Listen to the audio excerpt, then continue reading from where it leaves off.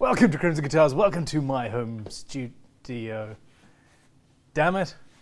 Welcome to Crimson Guitars. Welcome to Crimson Guitars headquarters and to the live stream. Okay, we're here and basically we're on time, which makes a change from last week. Greetings, salutations. Nobody knows we're doing this except you guys, and yeah, welcome. Alrighty, so same old, same old. This is episode 105 of Luthiers Question Time.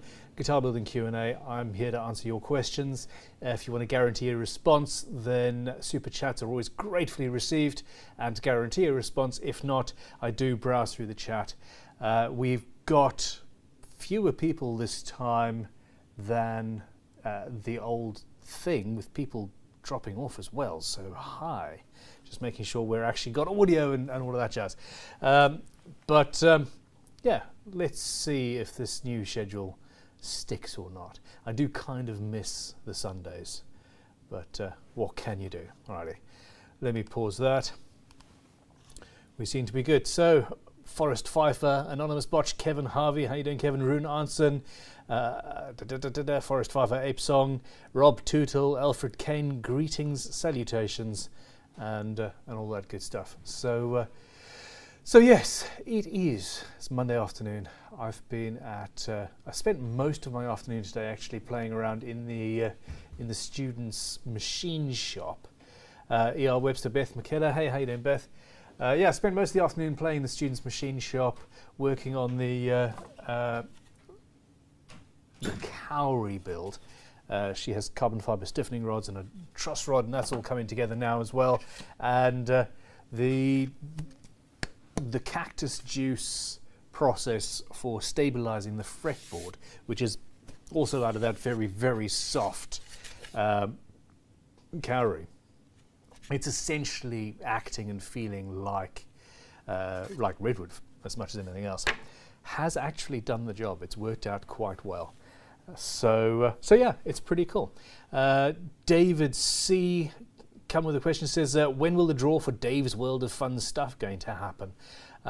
There are about 20 other guitars as well, but the draw is scheduled on the main Crimson Guitars channel. It's already scheduled, it's up on there, and it will be tomorrow at 3 o'clock UK time. So if you go over to Crimson Custom Guitars YouTube channel, and then yeah, the scheduled live streams, that's the only live stream on there. We don't do many, if any, live streams on the main channel.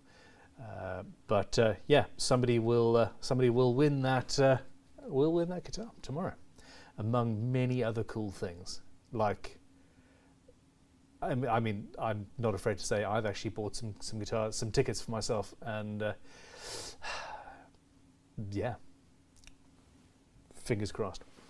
I couldn't not. Sporadic and Music with first super chat of the day, just saying afternoon or good afternoon, and thank you for your support. Okay, now, Suter Guitars by Ton de Witt says, hello Ben from a sunshiny Braamt. Greetings. Kathy Thorne, hello. My question is, how old does a guitar have to be before it is classed as vintage? Many thanks.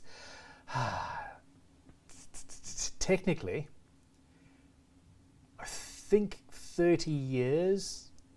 So actually not that old. I sort of caught myself the other day. I bought a vintage guitar for the museum, and yeah, it was a 1983 something. I can't remember which one it was at this point. We've picked up a lot of guitars recently, and oh, look at this vintage guitar, it's super cool. It's 1983. My gosh, that's younger than me, and this is vintage. But anyway, it is what it is. So technically 30 years. So 1990s, early 90s really would be classed as vintage, but it is a bit of a moving target. Most people, when they think vintage, are actually talking about 70s or 80s at this point, the sort of latest, really thinking 50s and 60s. But yeah, what can you do?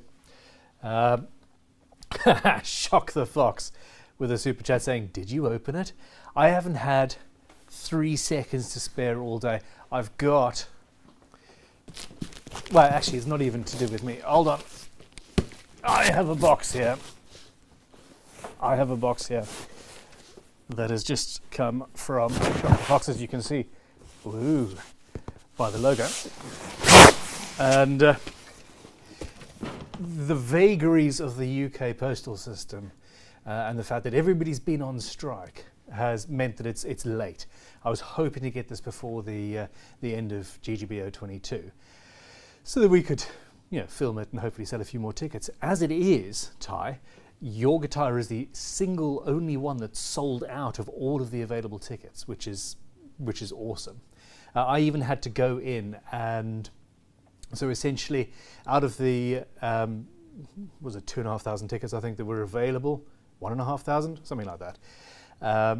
18 of them were orders that were not cancelled but didn't go through for some reason. I had to delete those orders and create an extra 18 tickets just because people wanted them. So essentially it's the same amount of available tickets as everybody else. Absolute chaos. But no, I haven't opened it. That is going to be my first job tomorrow morning. The main reason being actually that I will tomorrow have Sophia and Josh available to help and film and enjoy the process. Okay. Okay. Yeah. Chaos and distracting. Big Unit Guitar says, holy cow, I have a bunch of vintage guitars if 93 is the benchmark. Jamming with Jesse, my 97 Squire Strat is almost vintage. You're not wrong, and that's the weird thing. Demontoid says, I have a vintage wife. I suspect that you're going to get into trouble for that one. Yep. Forrest Pfeiffer's talking about the Columbus that bought in 1985. That's a vintage plywood. Very good point. Jamming with Jesse says, hi all, 11 a.m. in the Smoky Mountains, Tennessee. I thought you were saying that you were 11. While that isn't necessarily a problem, you tend not to say your age on the internet at that age. I was going to go and go, hey, teenagers should not, divulge that information, but you're not. You're just saying what time it is. Can you tell that I have young teenage children, and internet safety is on my mind a lot of the time? Okay, Robert R. Robert R. won't be around for long due to a sister on the way for a shopping trip. That's fair enough. I'm just looking at the chat to see if Demontoid has spoken since, saying I have a vintage wife. Okay, questions. Paul Cook, how old does a new Fender or Gibson 60s reissue relic need to be for it to be considered vintage? That's a different thing. Unfortunately, they've essentially created this whole other category of instruments that have the extra value that you would normally get from being vintage just through putting a few more hours into chucking in a freezer. There's more to it than that, of course, but it is somewhat annoying. Sporadic music, don't you just hate it when a young whippersnapper makes you feel old? Yep. The Artful Todger, if 30 years is the cutoff, then I probably have some vintage socks. That's impressive. Okay, Robert R. question says, Ben, just a quick message to let you know that yes, I have gotten my full order now that I've been waiting on. Thanks to everybody for working on getting it to me. I'm glad that that's happened finally. There have been issues, but predominantly with postage. There is a major issue with Royal Mail right now. For those of you abroad who have ordered small items, and you should all have had emails and things letting you know what the issue is. Royal Mail have actually put a moratorium on taking any new international packages. That is how backed up they are. There are warehouses full of parcels waiting to go out. Some of those, well, I'm assuming some of those have got Crimson Guitars things in there, but we are dealing with that as it happens. But the really good news is that by the end of this current week, we are not only going to be entirely in stock of every single tool that we can be, i.e. everything basically. We're going to be building up stock for the Birmingham Guitar Show that's coming up in 3 or 4 weeks. So we're finally getting to the point as a company where everything is going to be just running smoothly. I'm sure I'll find something to add or change or move about at that point, but you know, we'll see. We'll see. Demon Toid says, I have headphones on. She can't hear ya. Lol. I just wanted to make sure you were alive and okay. It's you know, we care. We genuinely care. Jamming with Jesse says, yep, definitely in timeout, I think. Okay. Rage Quit says, Ben, I hate spraying lacquer. 30-degree Fahrenheit temperatures are not conducive to good guitar finishing. You are not wrong. We've got a we've got a big issue here. I have a friend who has a very interesting company, Little Holstock, Halstock, if you want to look at some intensely beautiful, incredibly expensive furniture. And while visiting them a few weeks before Christmas actually, they have got a heated spray booth. Literally a fan the size that I've got, but all of the air comes through the heated system, so the air is hot. It's an 80 grand spray booth, or more. Just mind-blowingly envious. I'm just horrifically envious. But yes, we've got a Gibson SG that came in, a Gibson SG faded that 2 months ago I had Josh strip back, and we're going to refinish it in this copper paint. It's essentially copper with epoxy, copper powder suspended in epoxy, and it does not cure if it's too cold. And we sprayed the first batch on and we've had to strip it back, and I'm now waiting for the spring before we can finish this incredibly cool Gibson that we're going to put up on the giveaway site. So yeah, sad times. Okay. Jamming with Jesse says, also I've noticed the winners section on the site is growing fast. It's lovely to see so many smiles and happy new owners. It's a great thing Crimson is doing, spreading love into the world. I agree. Well, of course, I agree. But the winners section, so yeah, people are sending photos through. Obviously not everybody wants to, but the site has only actually been up for 2 or 3 months at this point. But yeah, it's absolutely amazing, and things are going to start happening now that GGBO is finished, and yeah, I'm really excited. There's going to be some true vintage guitars coming through. There's going to be at least one vintage guitar a week coming through. Interesting things. I've got an old 80s, that was it. I'm pretty sure this is what I was talking about. It's an 80s Ibanez, a really cool Ibanez Roadstar that I'm expecting. This is why I forgot, it hasn't arrived yet. I'm hoping for that to arrive tomorrow, and that's going to be on GGBO, and it's you know, truly truly great guitars. Anyhow, Big Unit Guitars with a super chat. Thanks very much, dude. After sharpening my card scraper, it only stays sharp for about 50 to 100 scrapes on hardwood. Is that normal? I followed all your sharpening tips. That is normal, I'm afraid. Now, yeah, that's normal. You could potentially get a card scraper with better quality steel, but to be honest, that sounds about par for the course. Now, the beautiful thing is if you use a leveling beam with, say, 400 or 600 grit paper on it, it is actually just the work of a couple of minutes to completely resharpen it. Cut the burr off, flatten the edge, square the edge off, and then pass a burnisher over it, and it should take less than a minute to every 50 or 100 scrapes to sharpen again, and you'll be good. Okay, Rocket Punk Art. Hey Ben, I know you hated everything in the Gibson Reverse V, but what if Crimson worked with them to make an actual good guitar? Gibson isn't somebody that I would ever work with on moral grounds, but the sad reality is that a lot of guitars that they make are actually good. My biggest issue with this one is, and I've still got it here, was that they faked a guitar without even getting the shape right. They're not even remotely close to what the shape should be. And that's, no, come on Gibson, man, just not trying hard enough. I've got a Gibson Modern here that actually you know, without a, from 6 feet away, you're like, wow, okay, you've got a Gibson modern reissue. That's pretty cool. It's when you get up close that you see, and we'll do a video about that at some point.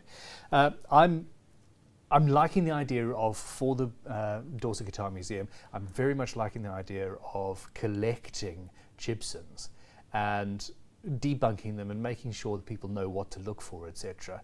But what I'm not going to do is I'm not going to be buying them direct from China. I'm going to be buying them from people in the UK who've already got them, to basically get them off the market a little bit, as much as anything else, and obviously stamp fake in the back of every headstock. But that is the problem. Many of the guitars actually are fairly good. If they had a different brand name on them, some of them would be downright excellent. And it's annoying, isn't it? Okay. Queries. The Artful Todger says, that's good news, Ben. I've got a couple of orders outstanding with you at the moment, so I'm running out of things to do on my build. Drop us an email just to check, because literally, if the orders are outstanding and they've been shipped, then we can check that out. If it's outstanding because you're waiting for example, a sanding stick, we finished a batch of about 50 or 80 sanding sticks this morning because, quite frankly, we didn't guess just how many people would want them. They're incredibly cool and absolutely amazing and well worth it. But yeah, you guys think so too, so that's awesome. But yes, basically, by Friday we should be in stock with everything. Now, Robert R says, sisters just showed up, so I need to go now. Everybody have a good one. Stay safe and healthy. See you soon, dude. Have fun. Okay, Ape Song says, I just applied the last drop of my Crimson guitar finishing oil on the guitar I built at Crimson a few years ago. She is rejuvenated and happy. Fantastic. And yeah, we'll have to get some more out to you. That is in stock. As far as I know, the high build there was an issue with, and I haven't heard any complaints about that recently. Okay. Beth McKellar says, terrible thing, envy, but who could blame you, Ben? Is envy the worst, or is jealousy? I tend to think that envy is the not so bad little brother of jealousy. But anyway. Sporadic Amnesic says, I just placed an order for some shielding paint and a new bag of Crowe's Coffee Dark Roast. Happy to support an awesome business. And I genuinely do appreciate that. Thank you very much. I've had a difficult few weeks. There was something about having a couple of weeks off that just completely tanked my get up and go got up and bloody went. I just wasn't up for anything really, and yeah, this morning I walked in and I'd had a couple of cups of Crowe's coffee first thing in the morning, and I walked in and I was handed another couple of cups of coffee, and by the time those were down, I was actually, for the first time in a long time, feeling well up for the day. The fact that I knew I was actually going to be telling everybody to piss off so that I could just concentrate on a build also helped. Genuinely, building guitars is the single best thing for my personal mental health that I've got going on. So there we go. Okay, Astilgar says, Ben, are tutorial videos still happening? If yes, then Sean should host them. Just watched his YouTube channel and he's fantastic at explaining things in a simple way. He is very good, and Sean does not have the time at all to film anything. But yes, we are still doing tutorials. We are still doing builds. We're going to end up this year probably doing a video a day. On the main channel, so it's going to be a variety of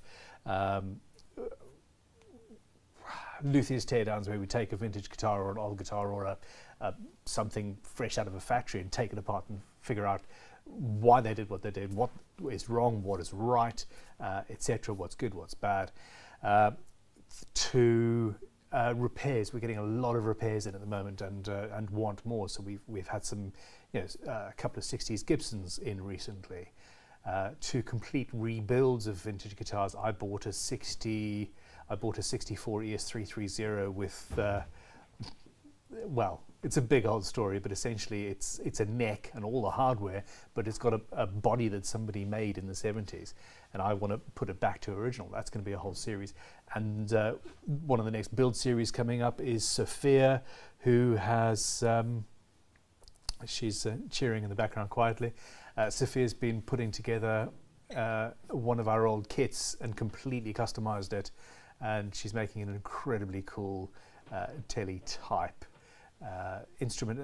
Just, there's a lot happening, a hell of a lot.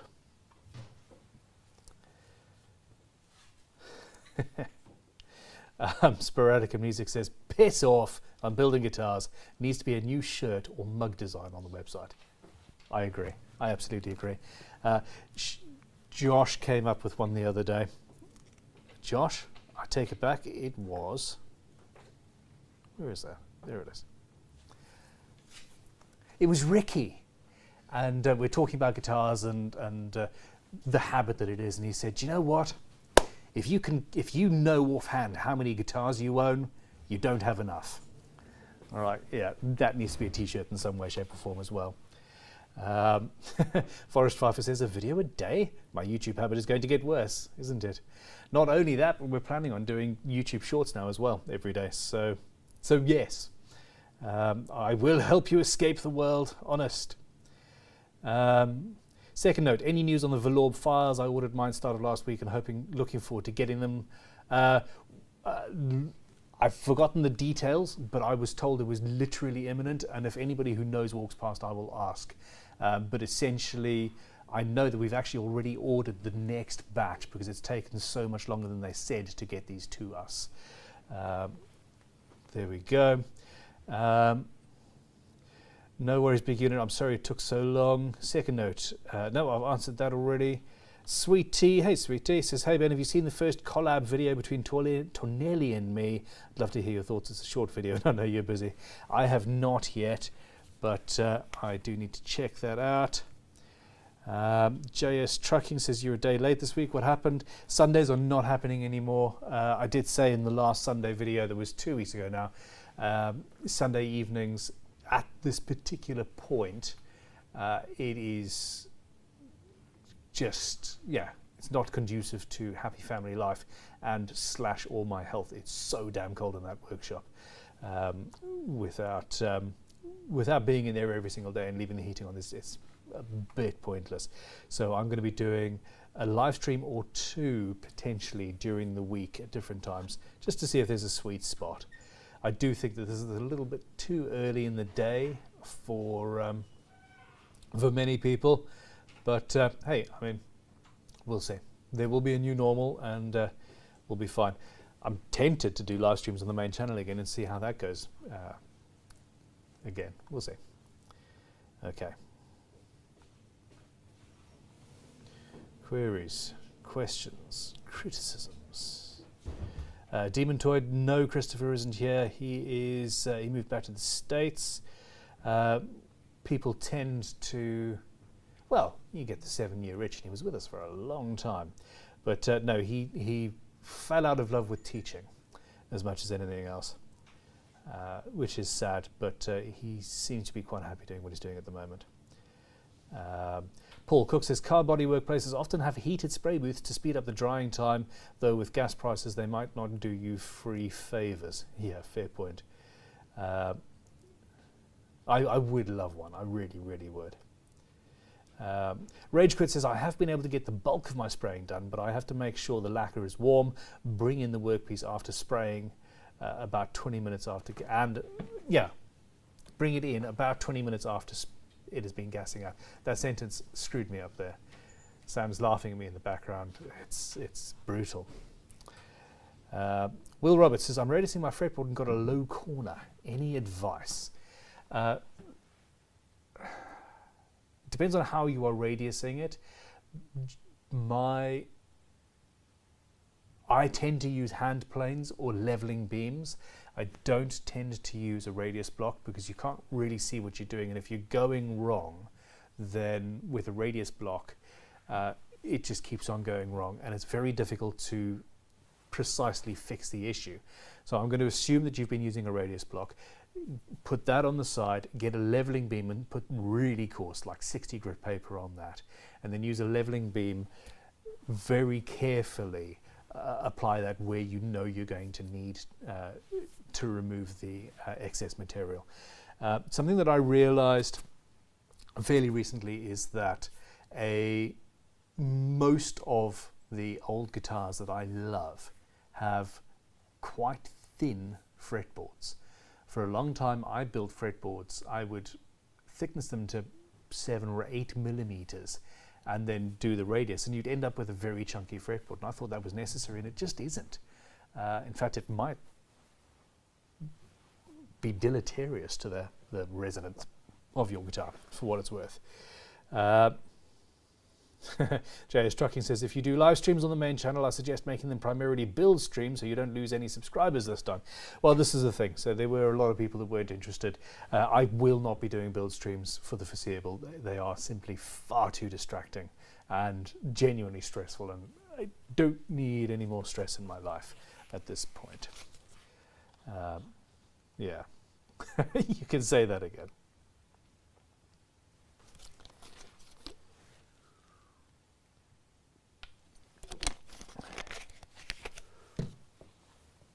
Okay. The Artful Todger said, I would like to see a full scratch build by Josh. His own stuff looks great.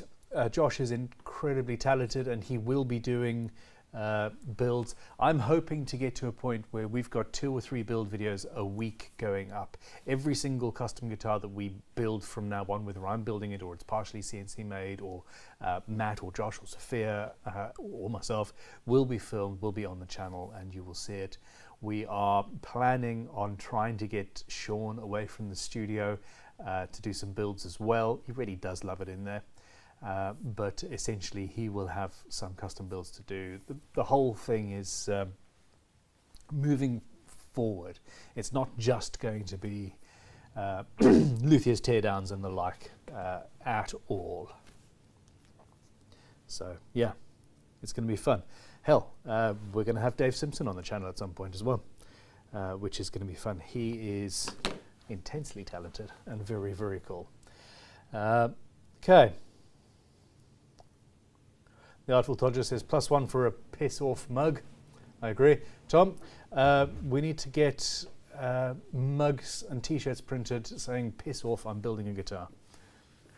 People want them. Velour files, any idea? Yeah, we've had such issues with them, so we might need to be looking elsewhere, supplier-wise. Oh my god. Which is really sad, because I know there are many files. So, in theory, we've been told that it's going to be in January. We are still in January, but we haven't been given a clear date of when that's going to happen. 23rd. So they are on pre-order on the site at the moment. But yeah, we've been told January. Once they're here, we can turn them around in a couple of days for old files. Yeah. This week is going to be around. Okay, so Sam's just walked in and says they should be here this week, apparently. That's what he's been told. Thursday last week. Okay, put it on the list for tomorrow morning to discuss alternatives. If they're going to be this and we're annoying people, then we'll find alternatives. Barco make really nice files. Sam's just going, we'll talk about this in the morning, not with 64 people watching. I suspect I've just put my foot in something. I'm not sure what. Okay, fine. Sweet Tea came with another super chat, says my penance for self-promoting. Thank you, and it's all good. We all understand that. Big Unit said, if you do a 4XL shirt, I will buy one. Deal. I'll make it happen. And frankly, if there's anything that t-shirt wise, if that size isn't available on the site, drop us an email. We'll just plop one in for the next time we order shirts for you or anybody else for that matter. Big Unit is a big unit. He's a 6'7", I think. Yeah, chunky dude, which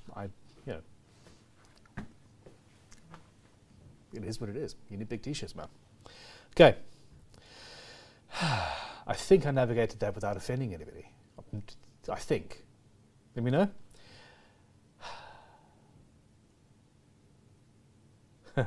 The Ginger Drum Tech says, I've actually managed to save up a quarter of the way to doing the 3-month acoustic build course. I am so chuffed. Congrats.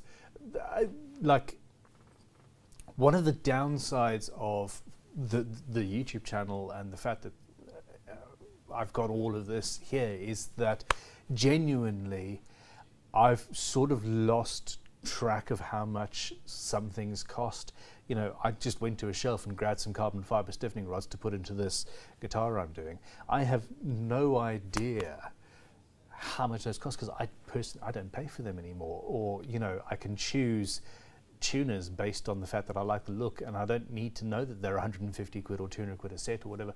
But if I was personally on the hook for buying every single thing, up to and including courses and lessons and things like that, and when I do pay for things myself, I appreciate them so much more when I've had to save and scrimp and you know, I want this thing, I'm going to have to figure out a way to justify this and create this thing for myself. So when you do get here, it's going to be worth so much more than, you know, some random guy who's just got $1 million quid to spend and just randomly wants to have a holiday. Not that we turn those people away either, but yeah. I think I just managed to navigate that without offending anybody. Let me know. Okay. Whew. Andrew Clayton, is it too early in the year to ask if you're doing any guitar shows in 2023? Okay, no, not too early at all. We're doing the Birmingham Guitar Show in about a month. It's the big guitar show. We will certainly be doing the London Guitar Show towards the end of the year, September-ish time. I will be at Makers Central in May. I think it's the 13th, something like that. I will be there.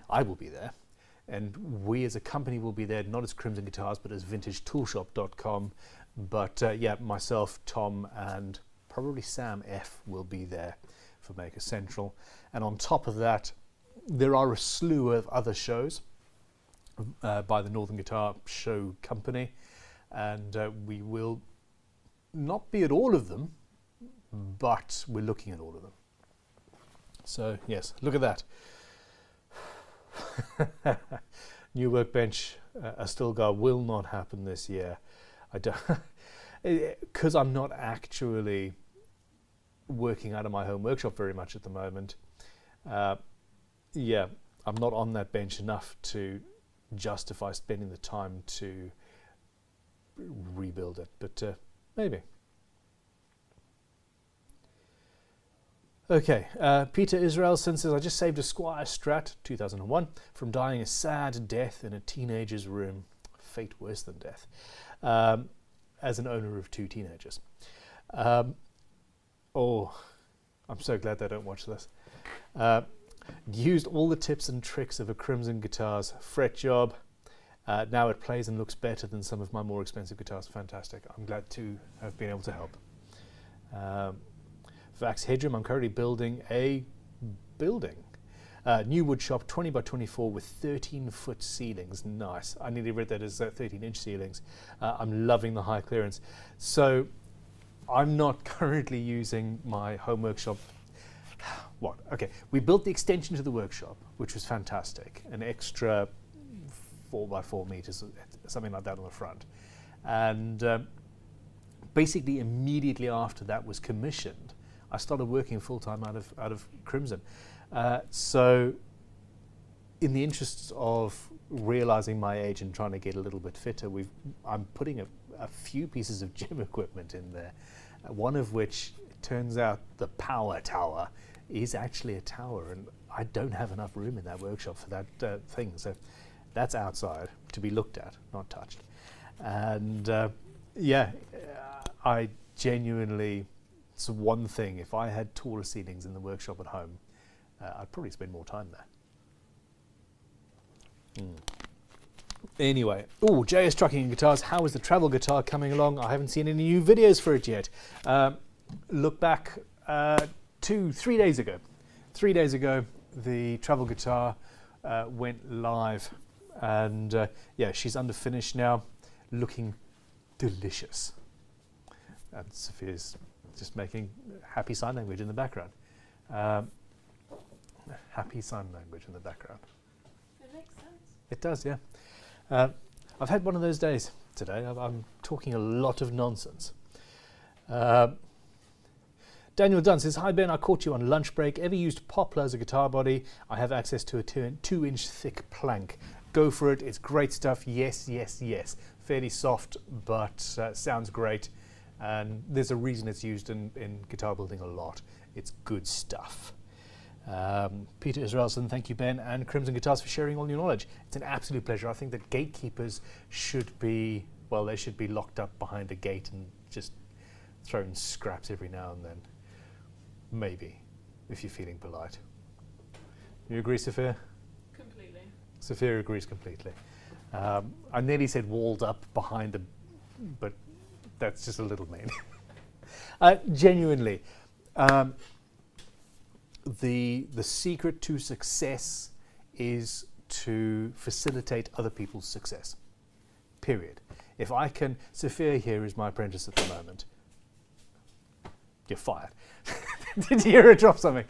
Sophia's my apprentice here, and you know, while I want her to work for me for the rest of her life, she might end up taking whatever I learn her, and in 10 years' time or 50 years' time, go and set up her own business. We're going to hope for the 50, yeah? Deal? Cool. Deal. You heard her, contracted, done, sorted.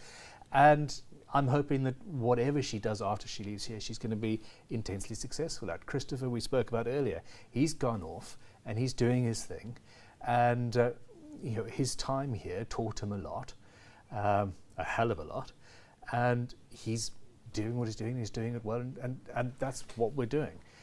Now, if I was a gatekeeper and if I wasn't happy to share my knowledge, if I was all precious about that, then I wouldn't have Crimson as it currently is. We wouldn't have a school, we wouldn't have GGPO, we wouldn't have great guitar giveaways, we wouldn't be setting up a museum. I'd have a small collection of guitars that I'm sort of hoarding and hiding away in my back room, or, you know, it's a completely different thing. We live in the age of sharing, and it pays off, but it also pays off inside. It's by far the best way to live. Whew, let's get emotional. Okay. 1, 2, 3, and here we go. Mike Lombardo with a $20 super chat. Thank you very much, Mike. Says, "Thank you so much for your knowledge. I've built now 4 guitars and just got a request to commission a guitar for a customer. I turned it down because I did not think my work is good enough to sell. How do I know when it is?" Do you know what? You've just bested me. I was selling guitars before I should have been. And actually that was far more stressful as a result, because I knew deep down that I wasn't actually good enough yet. Now, some people do go to the other extreme. We had somebody who worked here who made probably one of the best Brian May guitars that I've ever seen. And he built this thing from scratch. It was finished impeccably. The whole thing was just extremely cool. Apart from potentially the fretwork, I seem to recall, could have done with a little bit of work. But it was his first instrument, and it was amazing. And yeah, he could have sold that. Hell, I think I offered to buy that one. But he did not believe that he was good enough yet. And you know, in certain aspects, maybe. But as long as your customer agrees and understands, if the customers see what you've built and they say, "Hey, you know, I like what you do," then it's on them. And if you stand by your work and say, "Hey, you know, okay, I've got a little bit better at setup work. Can I have that guitar back for a day? And I'm going to, you know, work on the frets a little bit for you." I would say potentially call that person back and sell them the guitar.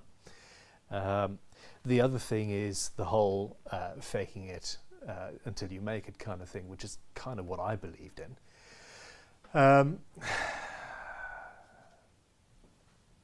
I need to be pushed all the time, and if I'm pushing myself on a build, if I'm pushing myself to reach a deadline, etc., I often do things better than I would have if I had infinite time and infinite time to overthink things.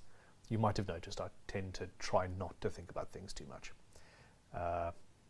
Yeah, he says, quickly checking his microphone to make sure it's still on. Alrighty. But yeah, Mike, seriously, if you've built 4 guitars, you've got the entirety of the internet at your beck and call to show you, to teach you through any troubles that come up. I would take that commission. Yeah, I would take that commission. But the final thing to say is, and I've said this before, the sort of last 5% of effort that you put into your build is the first thing that the customer sees. So that 5% work, that last fit and finish and setup and shiny frets and all that, that's the section that you need to be 100% happy with. And it takes far more than 5% of the actual work to get that bit right. So yeah, there we go. Oh, just checking to see what's happening on there. Okay. Also, price. Price makes a big difference. You know, this might be your 5th guitar, but if you're selling it at half market rate, then the person is getting a guitar that, you know, he expects something that's not quite as good as market, and he's supporting. I buy, now that I have a little bit of spare money, although I also have young kids, so that's swiftly changing. But when I see an artist or an artisan or a craftsman, you know,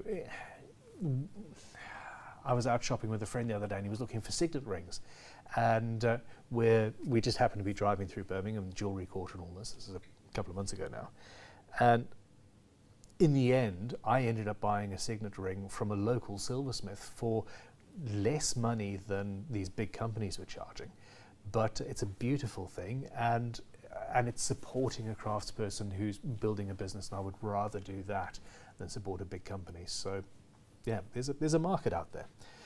Get the price right, get the quality right, and sell away, in my opinion. JS Trucking says, speaking of GGBO, any ideas on the start date for 2023 yet? I'm planning on actually getting a build completed before the deadline this time. It's been problematic, hasn't it? The start date I'm planning is going to be roughly the same as last year. We are working on it as we speak, but springtime basically. We're just putting GGBO 2022 to bed. In fact, the main live stream for that is going to be tomorrow at 3 p.m. UK time on the main Crimson Custom Guitars channel. So please check that out. It is going to be incredible. We are streaming the prize drawing for everybody that has won on that. And there were so many tickets bought. Yeah, so many tickets bought. Big Unit with another super chat. I'm currently tackling a Les Paul build. I am so freaked out about the neck break angle. I've watched several videos on working it out, but I'm still so nervous about it. Okay. I don't remember things. I'm the sort of person that can rewatch Lord of the Rings once a year, and I'll remember the basic shape of the story, but you know, each twist and turn is like, oh yes, oh that happened, yeah, I remember that.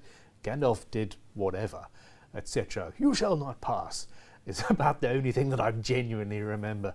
That's just how my brain works with this ADHD nonsense that I've got. I vividly remember, did you see me go off piece there and then come straight back to it? Again, I vividly remember lying awake at night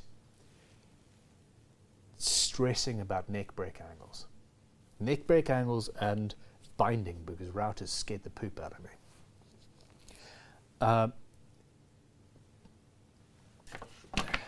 Hold on. Oh, that's that document of tools and things. Where are we?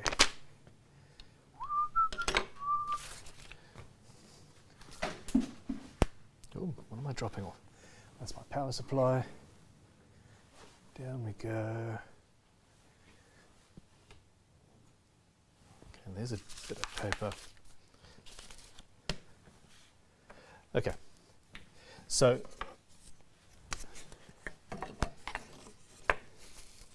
here's a quick and dirty neck break angle. That's your string. Draw the height of your frets.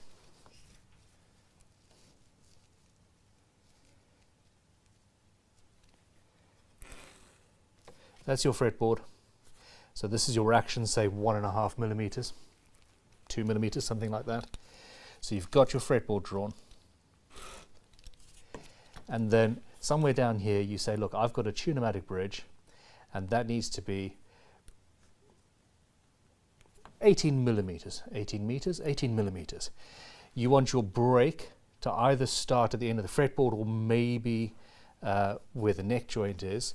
Whichever one you decide to do, you then physically draw the line from that point to the bridge. Whatever you have done, that is your neck break angle. You don't need to know that that is 2 point whatever degrees, 2.5 degrees, 5 degrees on what I've drawn there. You don't need to know that. By the way, Crimson Guitars, fantastic protractor of awesomeness.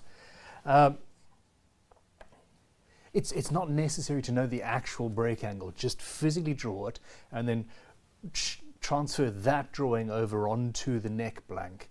The other thing, yeah, the other thing with a Les Paul style guitar where you're cutting the neck break into the body itself, there is a trick, and literally grab yourself a standard wooden pencil, put that at your bridge line, and then run a long hand plane resting on the pencil and on the edge of the guitar where the neck pocket is, and just plane the excess away. And that will actually give you pretty damn close to the required neck break. It's a fun one. I learned that from Chris, actually, I think. Okay, Peter Israelson's just joined as a member of Cool Beans. Thank you very much for your support, Peter. And yeah, all sorts of extra stuff going on for channel members as well. In fact, there's going to be more and more and more now that the year has begun and our editors are moving forward from GGBO. Okay. Now, my audio is on. We're coming up on an hour. Jammin with Jesse says, I would like to see Sophia build an acoustic, maybe a Panorama replica. That is something that we have planned. Definitely. Okay. Hold on.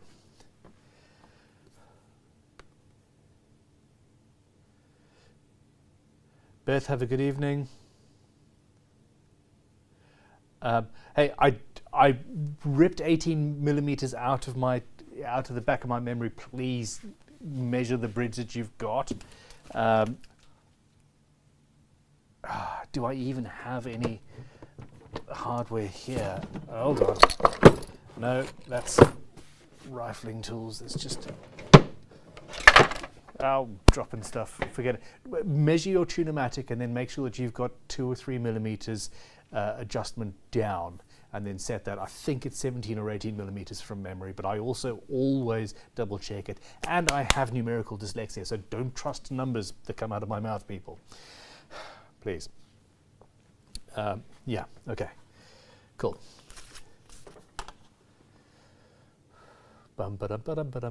Queries, questions, comments, criticisms if necessary. ER Webster says, I'm proud to say that my first completely custom build instrument is loved by the customer who purchased it. I'm very confident in the build itself. I still have a long way to go on finish work. Do you know what? We are living in a time, first of all, congratulations. We're living in a time where texture and matte and distressed finishes, etc., are now the new boutique, expensive custom things. When I was visiting Little Holstock, the company I was talking to you about earlier, and their parent company, Holstock, half of the finishes and half of the test pieces and things that they had were beaten copper or distressed with wire brushes or random cracked lacquers, etc. That is what is hot right now. You don't have to make a perfectly gloss guitar anymore to feel to make the customer feel like they've got their money's worth. Nowadays, the perfectly gloss guitars are the 150 quid models that you buy from China. It's amazing. I mean, also some really nice high-end ones, but it's no longer the be-all end-all. So there we go. Stian TV with a super chat, thanks very much, says welcome back to my work time. Question: does the half pencil trick work? Does the half pencil trick for the nut work on basses as well as guitars? Should the strings be higher? No, it works exactly the same. The physics is exactly the same on basses as on guitars. I was about to say where I'm not so sure is fretless instruments, but that's valid because you've got a half pencil and it's not on top of frets because there aren't any frets. And it's just, that was a really silly statement on my behalf. It's the end of a Monday. It's been a long day. It is still Monday. Wow. Okay. Mike Lombardo says, that was my next question. How do I know what to charge as an independent new builder? First of all, you've got to pay yourself at least some sort of a wage. And it's not just, hey, you know, I've spent 25 hours making this thing and I'm going to make, and what's 25 times 10? 250. Yeah, I'm going to sell it for $250. But you need to pay yourself a wage for the time, even if it's a small wage in comparison to what you would normally earn at a job, as well as cover all of your costs. If you're planning on doing this as a living, make sure to actually calculate all of that properly and carefully.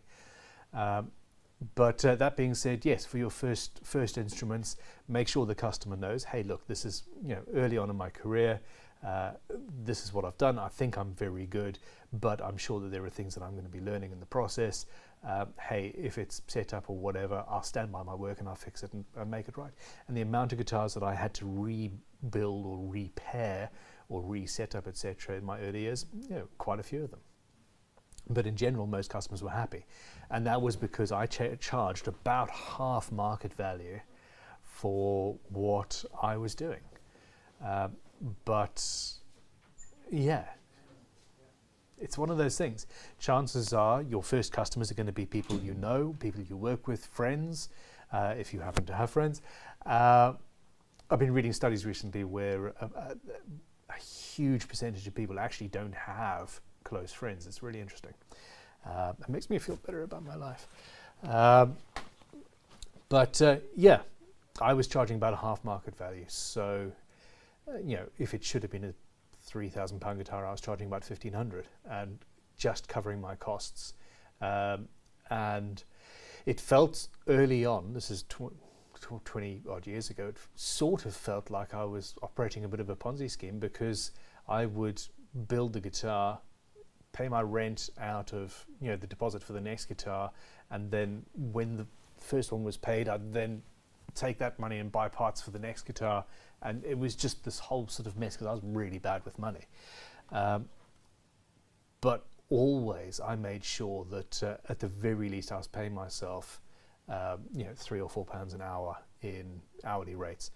I never really stuck with the amount of hours that I thought a guitar should take, and that, you know, still carries on today, but it's a different thing. So yeah, it's difficult.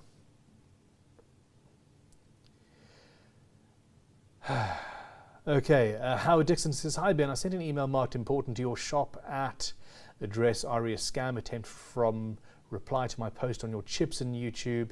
They're using your logo and username, details and screenshots in my email. Thank you very much, I'll check that out. It's a common scam, and unfortunately, as much as we go in and delete them, they find a different way.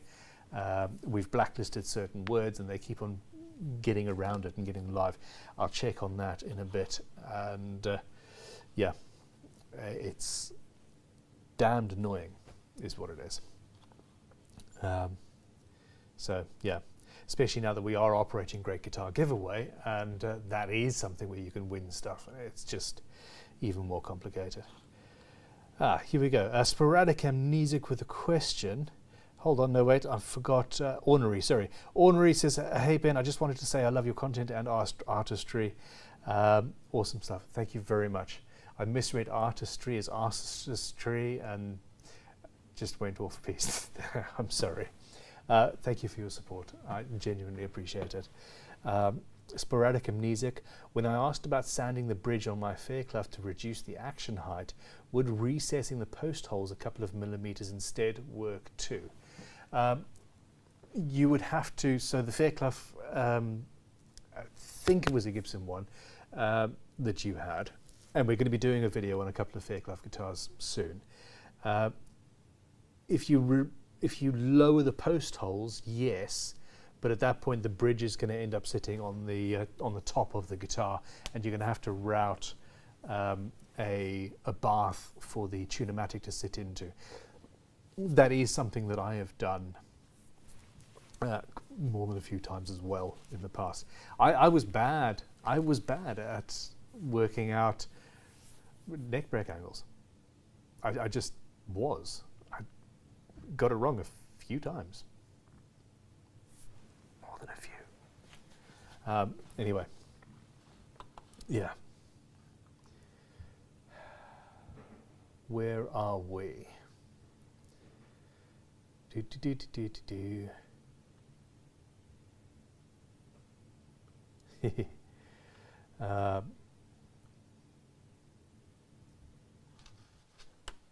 Okay, Scary Mark says, on the subject of courses, do you have any deals with hotels or B&Bs, etc. for the longer courses?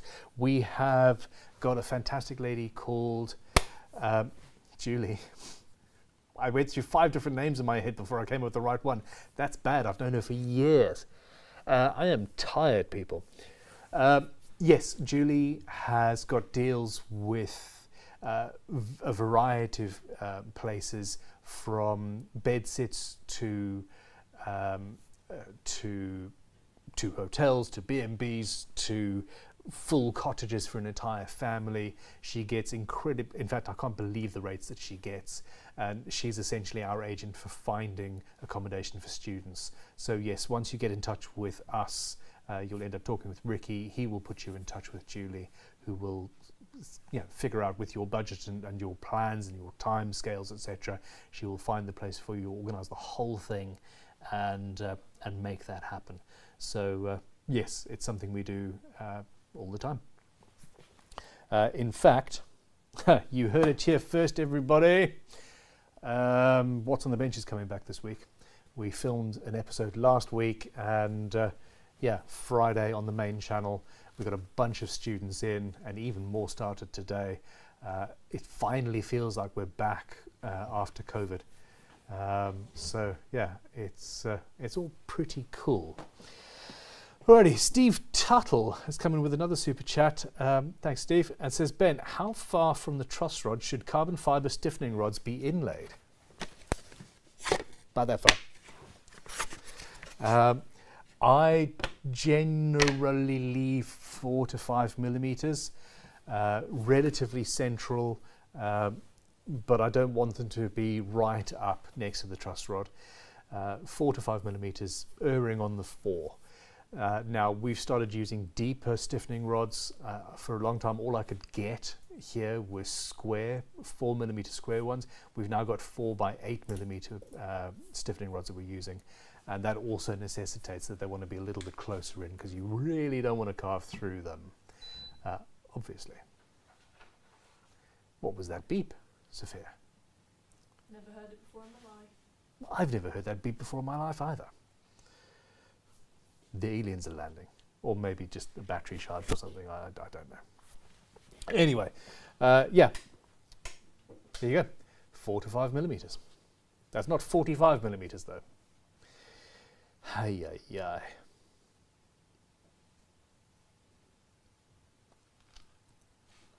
Ooh. Will Roberts, while gluing on my fretboard, it shifted about 1.5 millimeters. I removed it and reset it. If I would have left it alone, would it have intonated correctly? No, but, well, 1.5 millimeters. If it shifted towards the bridge or away from the bridge, yes, because most bridges have more than that amount of compensation built in, so you can move it forward 3 or 4 millimeters either way, forward or back. So you could have been okay. But yes, as a general rule, we put a locating pin through the center of a couple of fret slots so that it is solid. And by locating pins, I mean cocktail sticks, basically. So there we go. Okay, well, battery on the smoke alarm, potentially. Sid Grimes says, Ben, your generosity with your knowledge and information is admirable. Thank you very much. It's an absolute pleasure.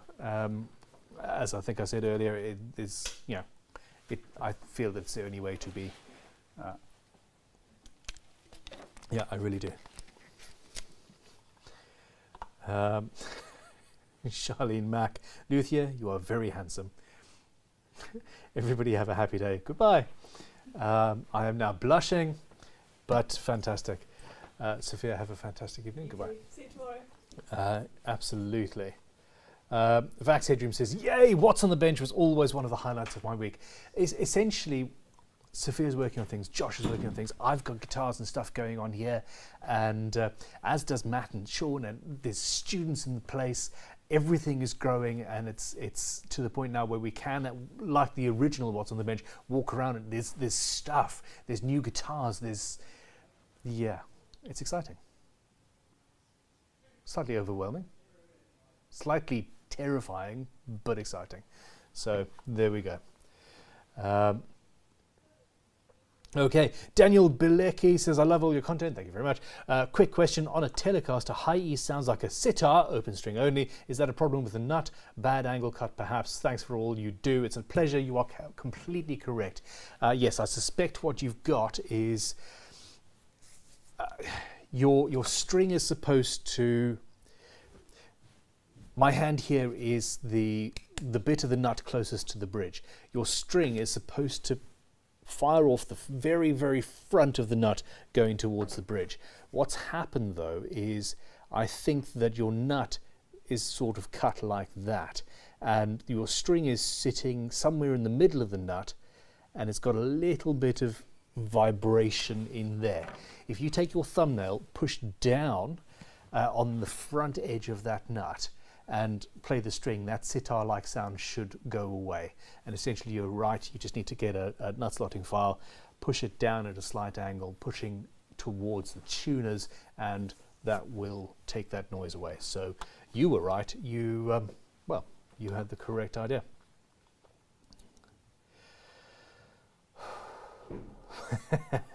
Kevin Harvey, did you see the YouTube video of the solid aluminium guitar made from melted down drink cans?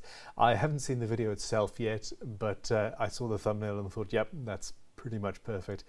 We offered him a job. He did his first guitar build on YouTube, went viral. We phoned him up or emailed him or whatever. We offered him a job there and then, and he was like, no, I want to try this YouTube thing. Like, fine, you could work for us, but... And he's doing really, really well. It's awesome to see.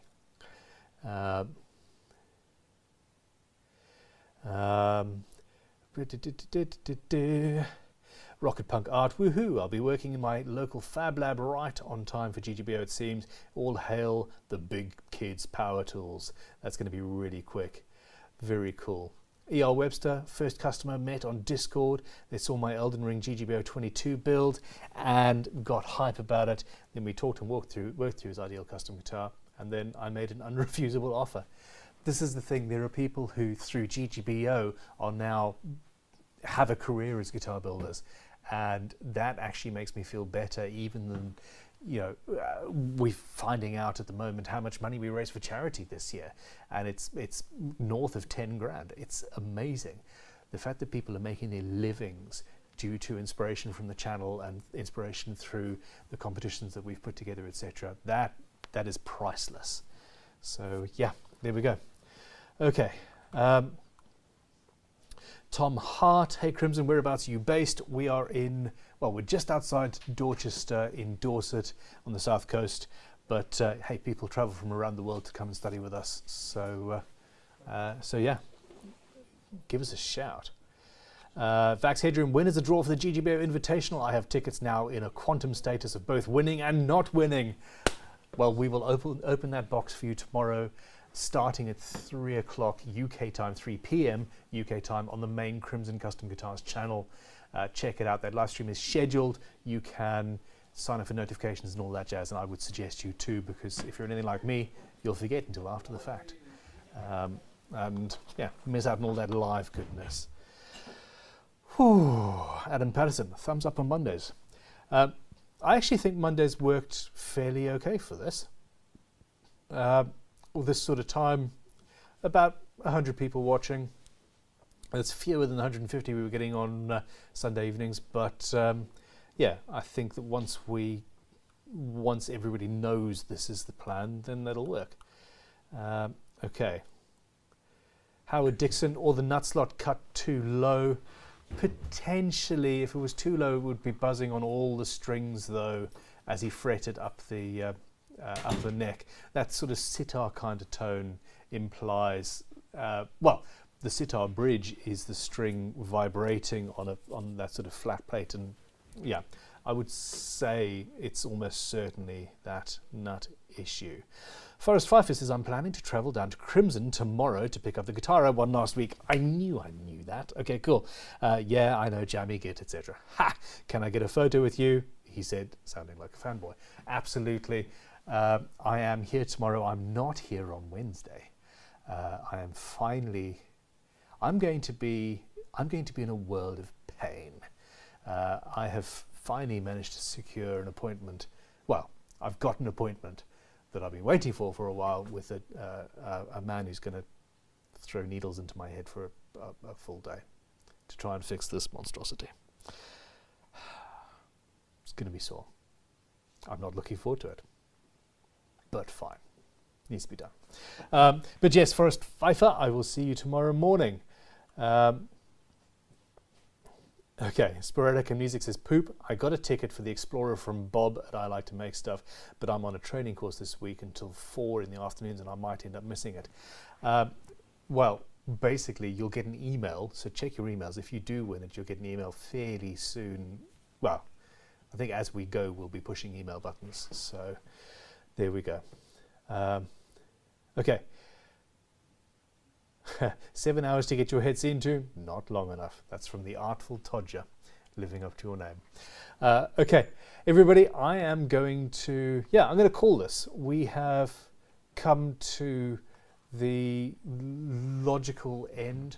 It has been just over an hour and 10 minutes, and I need to get home to those children. The Artful Todger. Oh, the tattoos. Touche. Well done. Yeah.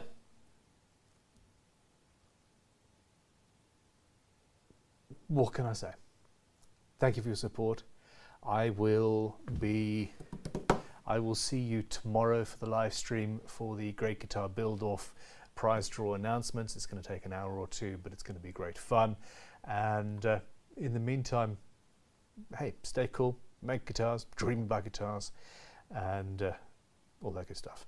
And yeah, good night.